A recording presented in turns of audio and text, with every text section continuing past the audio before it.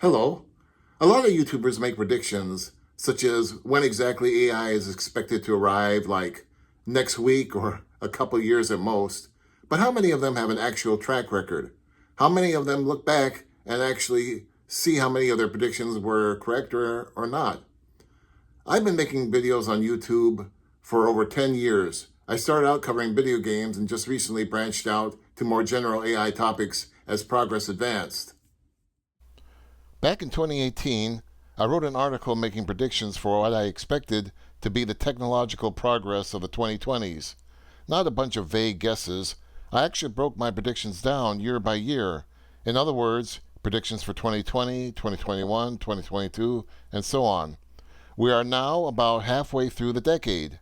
That means that if we analyze my essay now, not only can we judge my accuracy rate for the first part of the decade, but we will have an equal amount of predictions to watch out for the second half of the decade. The best of both worlds.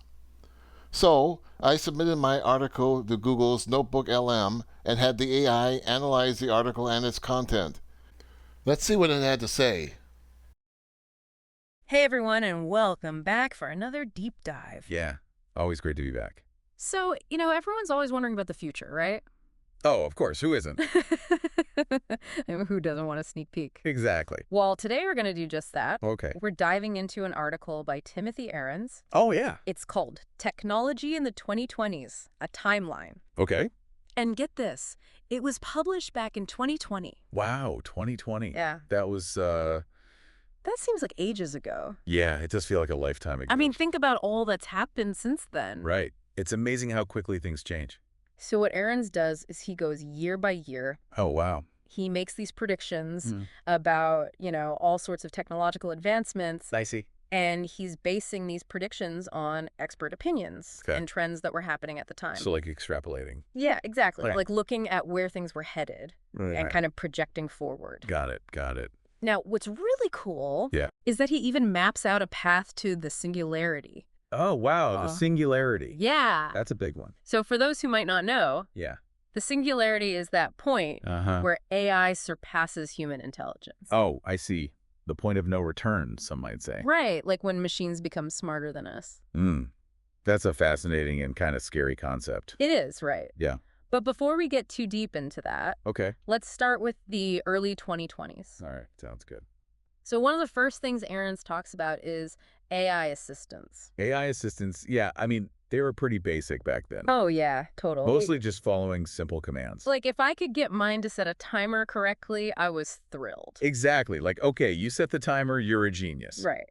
But Ahrens predicted that by now, AI assistants would be much more sophisticated. Okay, how so? He said they'd be able to answer 90% of our questions accurately. Wow, 90%. Think about that. That's a huge jump. Yeah, it's not just about, getting quick answers anymore. It's about these AIs becoming like powerful tools. Yeah. For learning, for problem solving, even for creative stuff. Okay, so it's like they're not just assistants anymore. Right. They're like partners. Partners, yeah. In a way. Collaborators, even. Wow, that's a pretty profound shift. It is, and it makes you wonder, if they can answer 90% of our questions now, what about by the end of the decade? That's a good question. And what happens to human expertise then? Right, like what's our role? If the AI has all the answers... It's thought-provoking for sure. It is, but it's not just about AI answering questions. Okay. It's about them taking on more tasks. Yeah. Like Ahrens even predicted that we'd see more and more automated kiosks. Oh, interesting. In fast food restaurants, which could totally change the landscape of entry-level jobs. Yeah, I mean, if you think about it, right, it makes sense. Right. Automating those routine tasks. Yeah, and it's happening. It is. And, it's not necessarily a bad thing, right? Like, maybe it frees up humans to focus on more complex, more creative tasks. Right. It's about how we adapt to these changes. Exactly. It's all about adaptation. So we've got AI assistants becoming more like partners. Yeah. Automation potentially changing the workforce. But Ahrens also talks about something else that I found really interesting. What's that? He predicted that online obituary databases would become like a permanent public record, like almost a virtual graveyard. A virtual graveyard. Wow, that's a really interesting concept. It is, right? Yeah. Like, imagine being able to access a comprehensive record of someone's life. their achievements, their relationships. It's kind of like a digital legacy. Yeah, exactly. But it raises questions too, right? Like about privacy. Absolutely. Ownership of that information. Right, and the ethics of digital preservation. Yeah, like who controls that information and how is it used? It's a whole new way of thinking about death and remembrance. It is. It's a pretty profound shift. Okay, so we've covered some pretty heavy topics. Yeah, we have. But Arens also touches on some lighter stuff. Okay, like what? Like how AI could change the way we buy cars. Oh, interesting. So imagine there's an app Mm-hmm. and it alerts you the second the exact make and model you want is available. Oh, wow, that would be amazing. Right. Or you could use virtual reality to inspect a car without even leaving your couch. So you're saying no more pushy salespeople. Exactly. That's a win in my book. It's about using technology to empower consumers. All right, giving us more information, more control. Yeah, and this applies to other areas too, Like what? like healthcare, education, you name it. Okay, so it's not just about buying cars. It's a bigger trend. It's about streamlining complex processes. Exactly. And you know what? It's fascinating to see how these predictions are playing out now. Right, just a few years later. It's like we're living in the future that Aaron's envisioned. Okay, so we've got AI assistants getting smarter, automation changing the workforce, virtual graveyards, even AI changing how we buy cars. That's a lot to digest. It is, but that's just the beginning. Oh, there's more. Yeah. Arens takes things even further Okay. as we move into the mid-2020s. All right, so what's next on this technological journey? Well, let's save that for our next deep dive. Okay, I'm intrigued. I think you'll find it pretty fascinating. I'm sure I will. We'll see then. See you then. Okay, this seems to be a good place to cut in here and see how well Notebook LM did, as well as to touch on some of the predictions I made that it kind of missed. Now, I broke down my predictions on a year-by-year basis. It's not that I thought that my prediction powers were so great that I could not only predict what was going to happen, but predict it down to the year. But I was just trying to make the point that we're not going to wake up one day and suddenly find that the Terminator robots are upon us. My point is that technology is going to advance gradually. Even if it speeds up, it's still going to happen on a day-by-day basis, so we'll be able to keep up with it.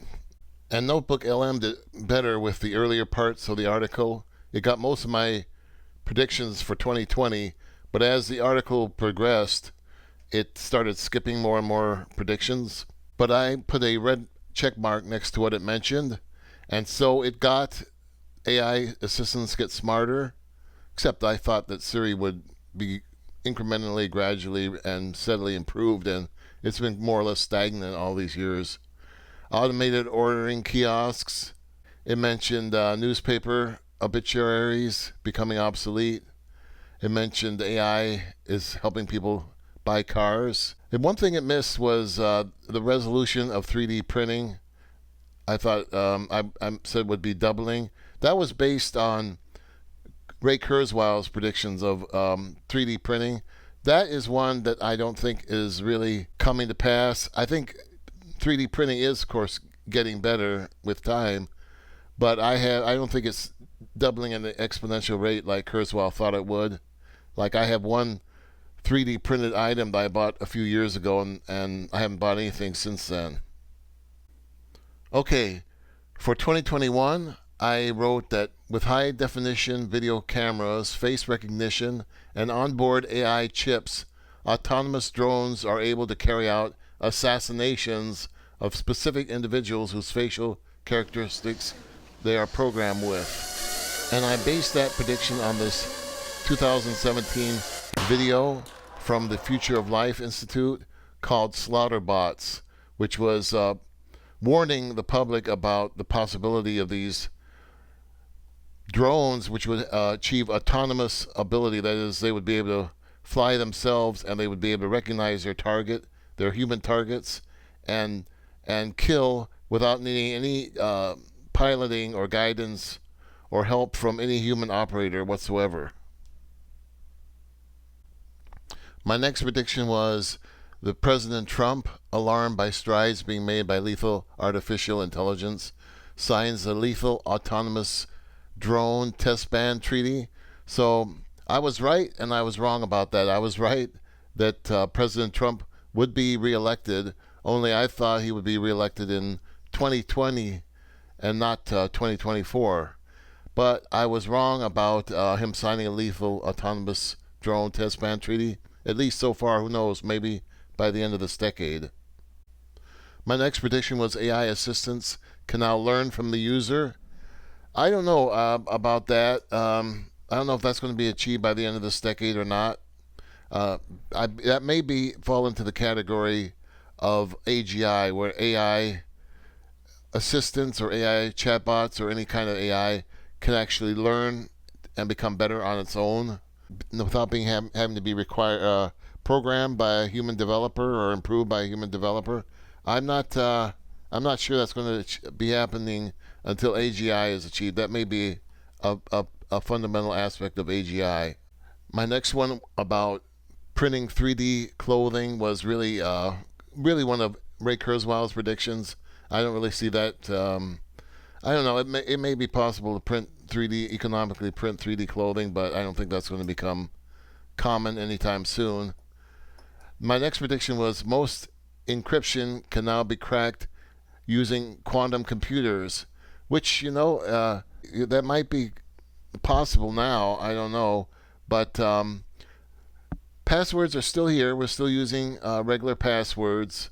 Quantum computers haven't totally shaken up the password industry yet. Maybe by the end of the decade, I don't know. But so far, passwords are still with us. My next prediction was desktop computers as well as computer desks are disappearing. Now, this was an interesting prediction. But the idea was that our smartphones would become so powerful, they would become as powerful as our desktop computers are now, or our laptops, in a much more compact space, in the space of a smartphone. So why would you need computer desks? You have your smartphone in your pocket. You could have a wireless keyboard and trackpad that wirelessly connects to the smartphone. You could hold your keyboard on your lap. Well, this would free up the need for a desk. If we're into the era of the paperless office, you don't need a printer anymore. You don't need a desk to hold your printers. You don't need a desk to hold your keyboard, and you don't need a desk to hold the computer. So why not just get rid of the computer desk entirely? And then I thought we would go to a huge wall screen. I thought computer screens would get bigger and bigger and bigger until they took up the large part of the wall. And so this would be great for gaming. You have this huge wall screen, and you just operate everything like that.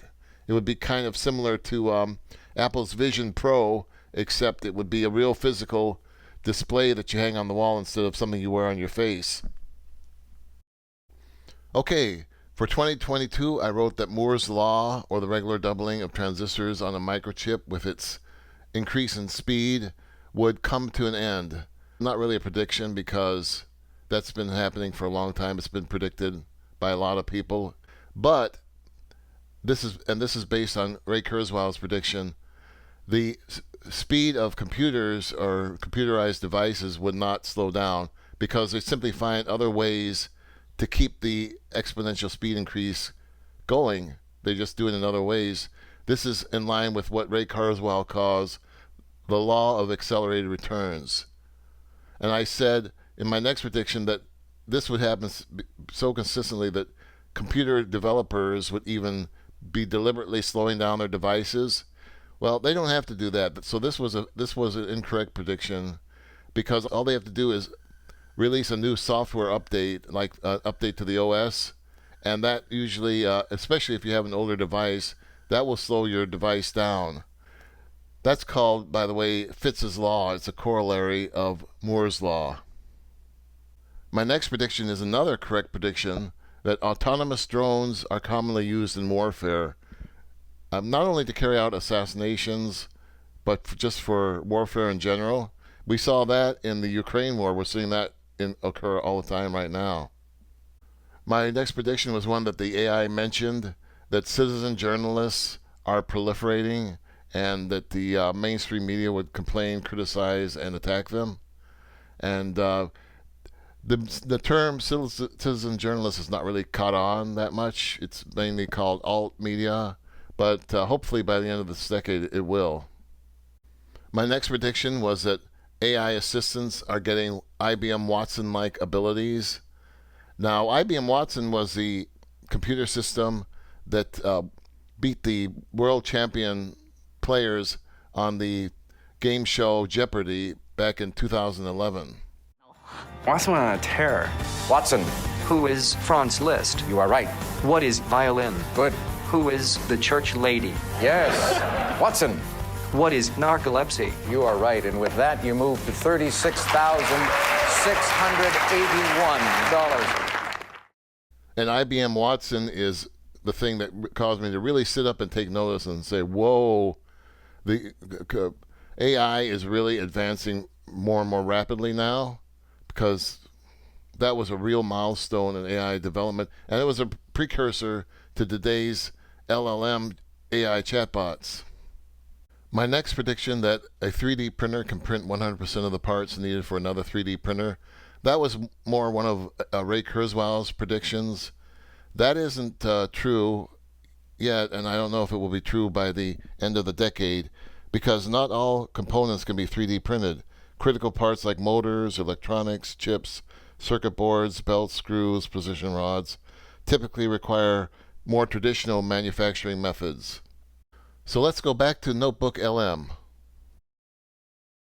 All right, so picking up where we left off. Right. Last time we were talking about AI getting smarter, all this automation, virtual worlds, self-driving cars. It's a lot to take in. It is. But you know what's really fascinating to me? What's that? Ahrens doesn't just focus on the tech itself. Right. He looks at the bigger picture. The societal impact? Yeah, exactly. Like how these advancements could actually change our lives? Our relationships, even how we see ourselves as humans. That's what I love about this timeline. It's not just about gadgets. It's about the human side of things. And one area where Ahrens sees some major shifts is in the media landscape. The media?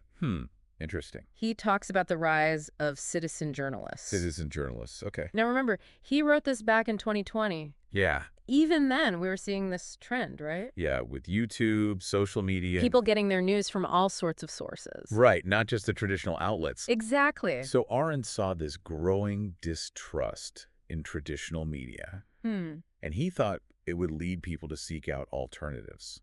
Which makes sense. Yeah, like we want different perspectives. We want more control over what we see and hear. Right, we don't want to be told what to think. So Ahrens envisioned this future where citizen journalists, they'd challenge those big media companies using online platforms to, like, bypass the gatekeepers. So it's like a democratization of information. In a way, yeah. Interesting. But of course there are concerns. Oh, yeah, I can imagine. Like, what about misinformation? Right, if anyone can be a journalist. How do we know what to believe? That's a tough one. And Ahrens knew this is an issue. Okay. He talked about this battle over information control with traditional media fighting to keep their authority while these citizen journalists are trying to gain legitimacy. And this was all before deepfakes and all that. Right. Like, imagine how much more complex it's become. Oh, yeah. With AI able to create fake videos and audio. It's like, how do you even know what's real anymore? Exactly. It's a scary thought. It's like Ahrens predicted this perfect storm of information overload. Where truth and falsehood are all mixed up. And AI plays a role in this, too. Oh, how so? He talked about AI assistants becoming personalized news curators. So they filter information for us? Yeah, based on our preferences. But also potentially our biases? Right, which could create these echo chambers. Where we only see what we already agree with. And it's dangerous. Yeah, it can make it harder to understand other viewpoints. To have those meaningful conversations. Okay, so we've got citizen journalism shaking things up. AI potentially shaping how we consume information. It's a whole new media landscape. And Ahrens doesn't stop there.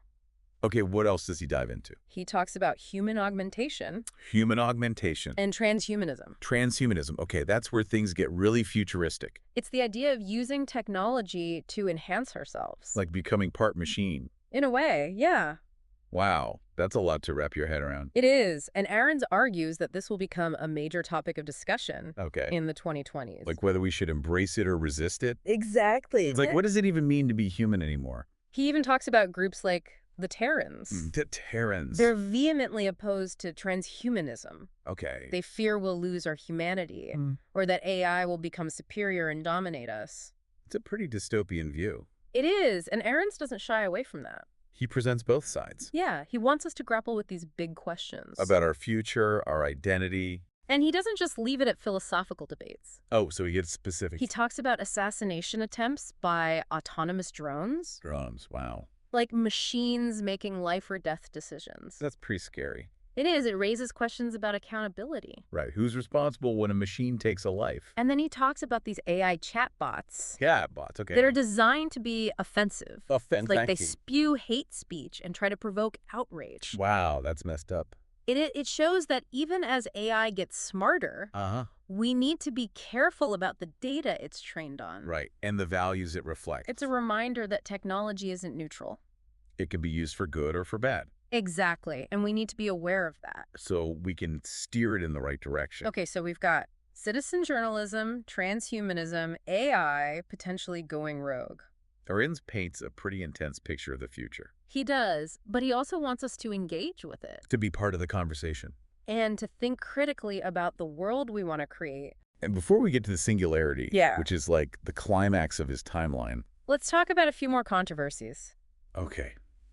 What else does he have in store for us? One that caught my eye is the concept of deepfakes. Deepfakes, yeah, I've heard of those. It's like AI-generated videos and audio. Where you can make anyone say or do anything. Exactly. And they're getting so realistic. It's crazy, right? It is, and it's pretty scary. Ahrens predicted that deepfakes would become incredibly sophisticated. Okay. To the point where it's almost impossible to tell real from fake. That's a big problem. It is. Think about the implications. Like political manipulation. Damage to reputation. People believing things that aren't true. And it erodes trust. Yeah, in everything. Institutions, in each other. It's like the foundation of society starts to crumble.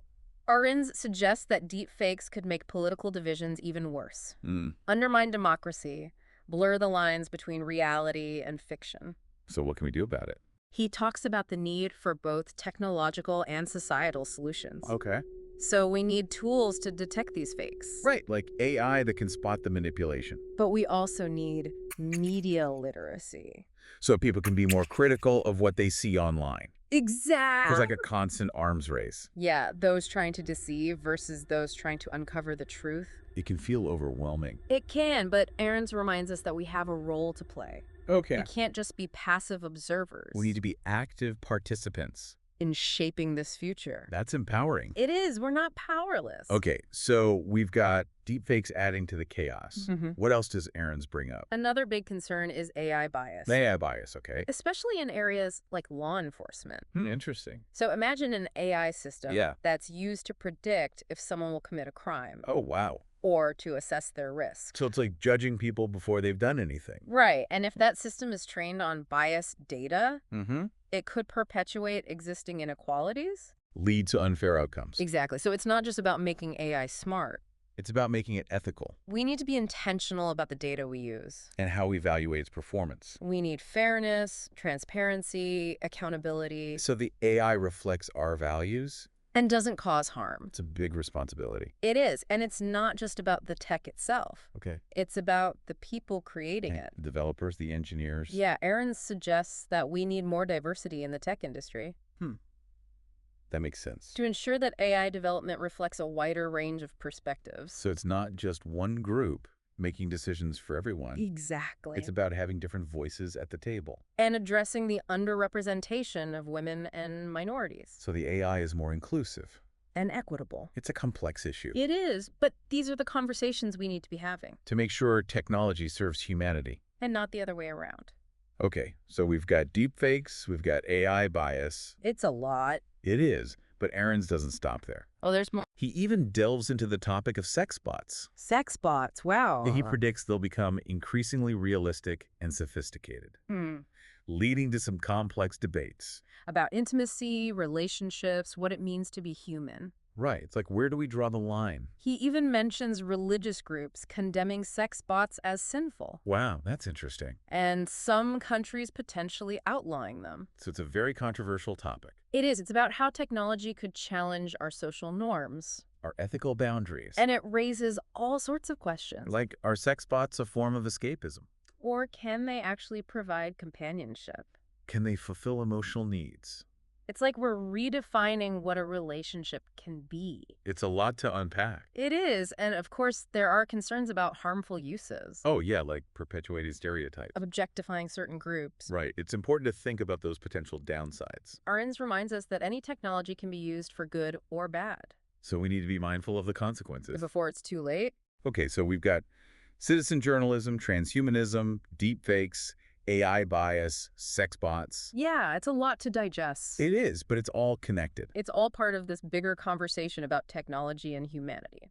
And Arends' timeline is a reminder that the future is uncertain. It's full of disruption, debate, and big questions. But it's also full of possibilities. And it's up to us to shape it. So let's talk about the singularity. Okay, next time we'll dive into Arends' ultimate prediction. The point where AI surpasses human intelligence. It's a fascinating and maybe even a little frightening concept. But we're ready to tackle it. So join us next time as we explore the potential impact of the singularity. And what it means for the future of humanity. Okay, moving on to 2023, my next prediction is sex bots are becoming common, which the AI just covered. So this is an interesting prediction. Obviously, that hasn't really happened by 2023. Sex bots, obviously, as seen in that video, have existed at the time I wrote this article. But my prediction was that people would literally store them in their closets when they weren't in use because out of embarrassment, and there would be a movement to literally bring their sex bots out of the closet, coming out of the closet movement. That hasn't happened yet, but by 2030 or in the next decade, who knows, it's possible, but it might not be a real organic movement, a naturally, spontaneously occurring movement. It could be astroturfed. Certain political factions might foment that kind of a movement or push in order to normalize the idea that we should be using sex bots.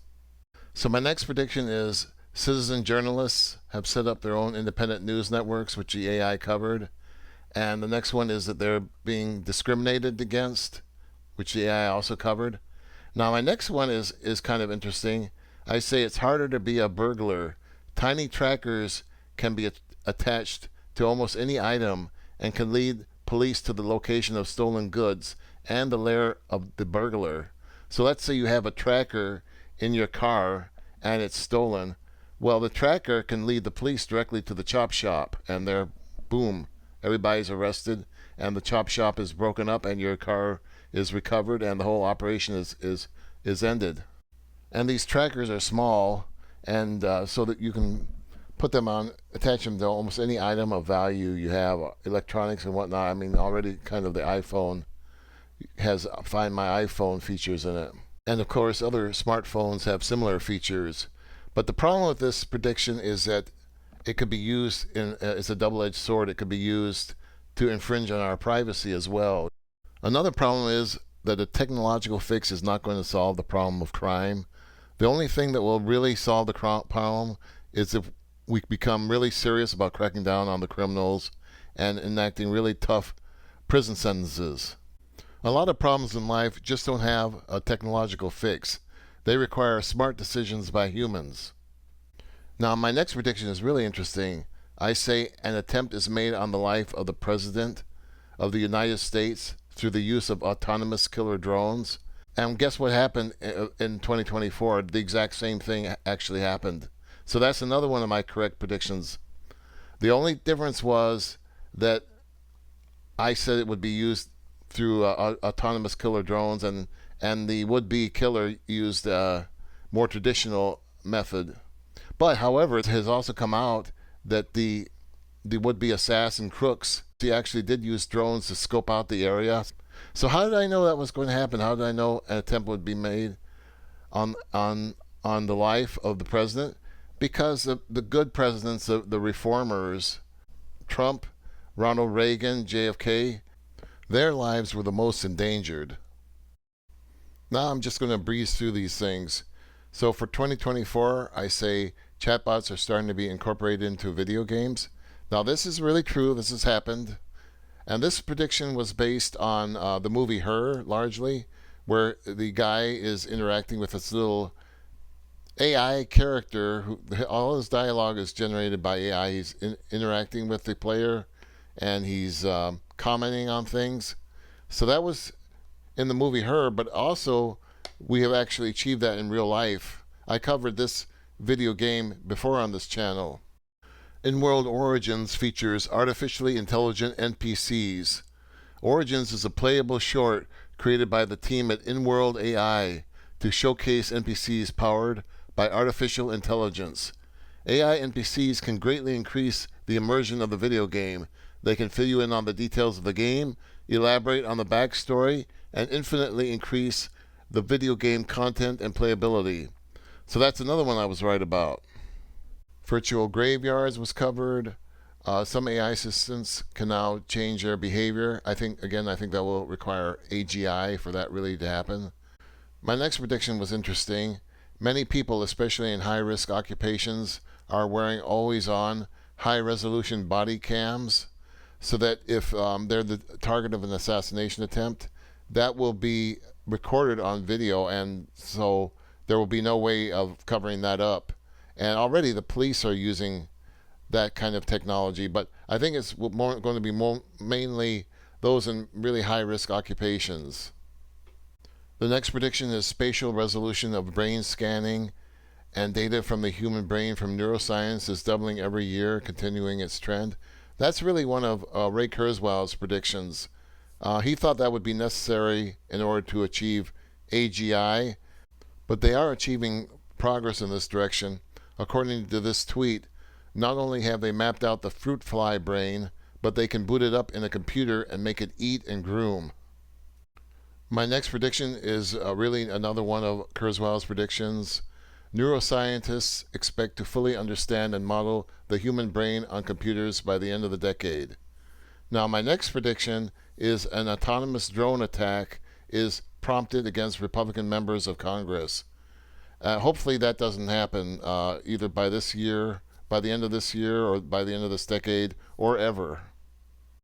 But although my prediction wasn't right in the specifics, it was correct in general that that drones would be used to attempt to carry out assassinations of elected officials, because that's exactly what Ukraine tried to do recently. They tried to take out Russian President Vladimir Putin. So that's another one that I was kind of right in concept about. Okay, for 2025, this year, I predicted that the last daily newspaper in the U.S. is published. I no longer predict that. I don't think that's going to happen not only this year, but I don't think it's going to happen in this decade. I think daily newspapers, print daily newspapers, are not going to pass out or pass away until the baby boom generation does. And even then, newspapers have a great tradition in this country. I'm not saying that they will disappear entirely. They will continue to have a web presence. My next prediction was that Quicken would become obsolete. And the idea there was that AI would be able to track your money so effectively and efficiently that you would no longer need to enter any of your purchases into Quicken. You wouldn't have to use Quicken at all. AI would track everything you spend. But the problem with that is that if AI tracks everything you spend, that means that the government could probably track everything you spend too. And I don't think most people of either political persuasion would care for that idea very much. My next prediction was that AI assistants are starting to invent their own skills of the type that Amazon Alexa has. However, I think it's going to take AGI before AI is really able to improve itself and create new abilities and new software and new skills. Now, this prediction is interesting. I wrote, "The definition of art is threatened. Artificial intelligence can now create representational, not just abstract artwork, or the ability to paint convincing, realistic scenes, a skill it acquired through deep learning and being shown millions of photographs and paintings and identifying the objects therein. By combining what it learned in new ways and can create new images, some bordering on photorealistic. However, most people do not consider computer-generated art to be real art." And remember, I wrote all of this in 2018, years before DALL-E or Mid-Journey or Stable Diffusion had come along, before anybody ever even heard of these things. So you might ask, well, how did I know all this was coming? Up to that point, I had played with image generators, such as this one called Artmatic, which could just create abstract pieces of art. It couldn't create anything that really looked like anything. And then there were those filters in Photoshop that you could apply to a photograph to make it look like a painting. But that's something totally different than what I was talking about. So how did I know? Because I knew about research that was being done to teach artificial intelligence how to recognize, understand, and even create images from scratch. And at first, the images were extremely crude. Like this generator that tried to recognize the outlines of drawings and make it look like a cat. Or this research project from Allen Institute for AI called Computer Vision Explorer, which at that time could create only very crude images based on a prompt. So when OpenAI's DALL-E 2 image generator first came out and into the news in 2022, I was blown away, even though it was not available yet to the general public. It was only available at first to a select few lucky people who were able to try it out. So not only was I right about that prediction, but it actually happened a few years earlier than I had actually predicted it to. My next prediction is artificial intelligence is becoming smart enough to recognize viruses on its own and create defenses against them, rendering antivirus software obsolete. Well, that obviously has not happened by now. And in fact, I think that will be a good test of AGI. In fact, different people have different definitions of AGI, but my definition will be if the AI can recognize, catch, and disable all computer viruses. Is it smart enough to do that? Is it smart enough to fix any computer problem that might arise on your desktop or laptop? That will be, I think, the ultimate test of AI, AGI. Now, here's another correct prediction I made. I wrote, smartphones are disappearing. Most people now make phone calls and interface with computers using smart glasses that they carry in their pockets. Putting on the glasses allows them to interact with high-resolution virtual reality and augmented reality interfaces. Well, guess what? Meta introduced their Ray-Ban smart glasses back in 2023. And in addition to that, we also have Snap Specs, Google Smart Glasses, Android XR. So how did I know in advance that was going to happen? Well, Google Glass was introduced in 2013. And even though that was a flop, I knew that that would not be the end of smart glasses, that others would continue to try to create better versions and make them a commercial success. So let's go back to Notebook LM. Welcome back, everyone. We've been on quite a journey with this timeline, haven't we? It's been wild, right? AI getting super smart, virtual world, self-driving cars, citizen journalism. Oh, yeah, those thought-provoking ones like transhumanism and those sexbots. It's a lot to process, for sure. But, we've been leading up to this all along. Yeah, the big one. The singularity. That's right, Arens's ultimate prediction. The event that he thinks will completely change everything. Okay, so for anyone who might not be totally familiar with this whole singularity idea, Yeah. can you give us a quick explanation? What is it and why is it such a big deal? Absolutely. So the singularity, as Ahrens describes it, is the point when AI becomes smarter than humans. Smarter than us in every way. Yeah, not just at specific tasks like playing chess or writing code, but in overall intelligence and learning ability. So it's not just AI getting really good at doing certain things. Right. It's about AI being able to potentially redesign itself, create even more advanced AI, and solve problems that we can't even wrap our heads around. Exactly. It's like AI becoming self-aware and evolving at an exponential rate. Okay, so that sounds pretty intense. It is, and Ahrens predicted that this would happen by 2029. Which is right around the corner. Right. He thought that one of the signs of the singularity would be AI passing the Turing test. Oh, the Turing test, the one where you can't tell if you're talking to a machine or a human? Yeah, exactly. But Ahrens also suggested that the Turing test might become kind of irrelevant How so? because AI will already have shown that it's way smarter than us in countless other ways. So, like, the Turing test would be too easy for AI to pass?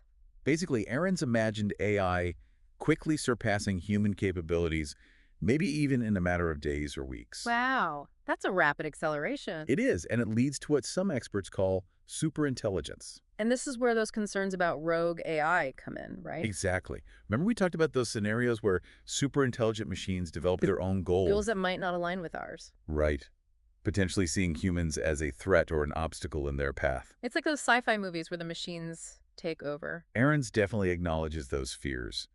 But he also highlights this concept of friendly AI. Right, the idea that we can guide AI development to make sure it's beneficial to humanity. Exactly. It's about making sure that as AI gets smarter, it still shares our values. So it's not just about building smarter machines, it's about building machines that are on our side. Right. It's about aligning AI's goals with our own, even as it becomes more powerful than us. It sounds like a huge responsibility. It is. And Ahrens suggests that one way to do this is to develop multiple types of AI. Okay, so not just one super AI, but many different ones. Exactly. The idea is that they would evolve together, and if one started to go off track, the others could keep it in check. Like a system of checks and balances. Right. Or maybe they could even alert us humans if something seemed wrong. So it's like creating a diverse AI ecosystem where no one system becomes too dominant. Exactly. And another crucial part of friendly AI that Ahrens talks about is transparency. Transparency, so being able to see inside the AI and understand how it works. Yeah. Even as it gets more complex and its reasoning becomes harder for us to grasp. So it's not enough for the AI to just give us the right answer. We need to be able to trace its logic. Exactly.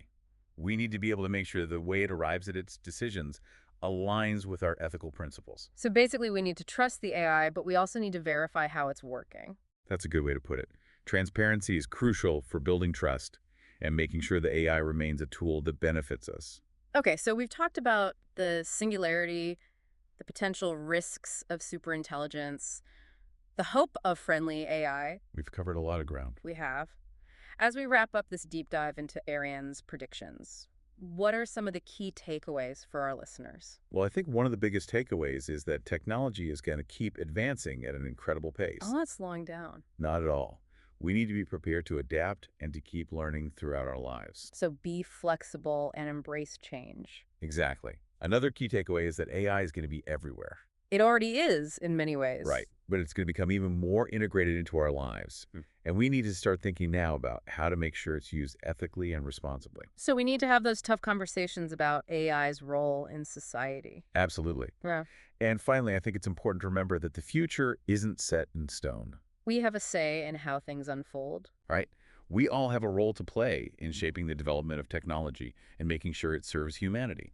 It's exciting and a little bit scary all at the same time. It is. Yeah. It's like we're standing on the edge of a new era. And we get to choose what that era looks like. Exactly. So, as we leave our listeners to ponder all of this, what's the one question you'd like them to consider? What kind of future do you want to create? That's a powerful question. One that challenges us to think critically and to act responsibly. Thanks for joining us for this deep dive into the future of technology. It's been a pleasure. And we'll be back soon with another fascinating topic to explore. Until then, keep those minds open and those imaginations running wild. See you next time.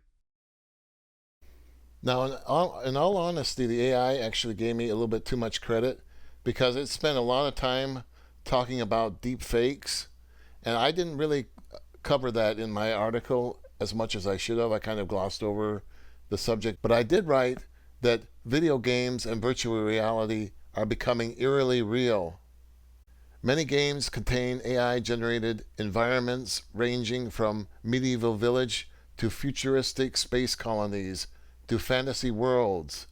So that will come after deepfakes become very much more common, because in order to generate fantasy environments that you can explore in real time, computers are going to have to become a lot more powerful and a lot faster, and they're going to have to be able to generate these environments in real time, kind of like Star Trek's holodeck. Then I wrote that politicians and activists are concerned that young people are spending too much time in virtual reality, kind of like smartphones and other devices today. And then I write, most trucks and nearly half of all cars on U.S. roads are autonomous or semi-autonomous. Now, you see much more adoption of autonomous self-driving cars in certain parts of the country than you do in others. Adoption is much higher in snow-free cities like San Francisco, Phoenix, and Miami than it is in Chicago or New York, or basically the whole Midwest, or kind of the northern region of the country. And that's because snow greatly cuts down on the effectiveness of self-driving cars, because it can obscure road markings, cut down on visibility, and also, of course, it greatly impacts traction and braking ability. I predicted the loss of truck driving jobs, but again, that's going to be affect certain parts of the country more than others, at least at first, because of inclement weather conditions in large parts of the country. Then I said, many unemployed parents are using their free time, along with widely available technological tools, for homeschooling their children. And I do believe this is the case. If AI ends up eliminating a lot of jobs, a lot of people will simply respond to that by doing a lot of the jobs themselves that they currently farm out to other professionals, like homeschooling, growing your own food. There are a lot of things that we can learn to do for ourselves if we become unemployed or less employed, that we currently trust others to do for us. Then I write, improved virtual conferencing technology means more people are working at home, and even direct neural interfaces between computers and the human brain are now practical and have been demonstrated in live subjects. That would lead directly to transhumanism, or the augmentation of the brains of living humans with artificial intelligence. Now, I'm not going to believe that is imminent. We're on the verge of that happening until I see, so much understanding and knowledge of the human brain that many brain disorders are completely cured. For example, Alzheimer's. They currently have no idea how to cure Alzheimer's or even how to stop it from developing or progressing. So they don't understand that's a fundamental part of how the brain works. Why does the brain deteriorate like that? Why do we lose our ability to remember things? They don't know why Alzheimer's comes about. They don't know how to stop it. They don't even know how to slow it down. So until they are able to understand the human brain well enough to cure common diseases like that, then I'm going to be very skeptical that transhumanism is right around the corner. Because you got to understand the human brain before you can expect to be able to merge human intelligence and artificial intelligence together, because that's going to require a great deal of understanding of the brain, as well as how to merge the two and directly interface between one and the other.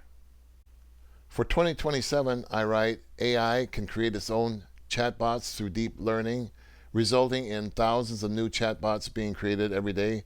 That may require AGI before that happens, but I do see that coming. Next, I wrote, and the AI touched on this, is that many AI chatbots specialize in saying outrageous things, and many activists are demanding that the offensive chatbots be banned or censored.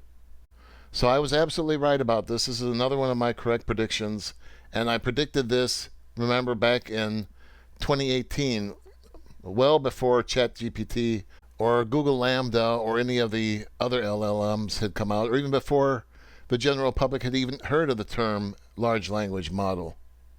Now, if you look at this chart, you'll see that the term AI bias was hardly even used back in 2018 when I wrote this article, but it has exploded since then, especially after the first LLMs came out in 2022.